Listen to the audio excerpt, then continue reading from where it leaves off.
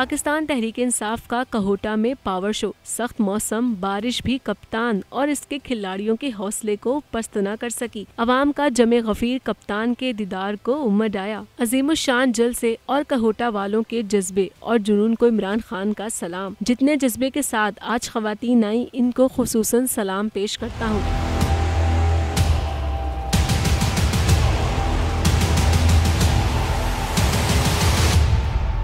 इमरान खान का जलसे में खवातीन की बड़ी तादाद देखकर इजहार मुसर्रत। कहा, आज जैसे खवातीन बाहर निकली हुई हैं, वैसे ही मेरी वालदा निकलती थी। हम एक हकीकी आज़ादी के लिए जिहाद लड़ रहे हैं। हम ना अमरीकी गुलामी चाहते हैं, ना इन चोरों की गुलामी चाहते हैं। कप्तान का कहोटा के जज्बे को सलाम। कहा, मैं सोच रहा था कि रात 10 बजे यहाँ पहुँचूंगा तो लोग सो चुके होंगे। आप सबको यहाँ देख कर 15 मिनट दंग बैठा रहा हूँ। आपके जज्बे और जुनून को सलाम करता हूँ।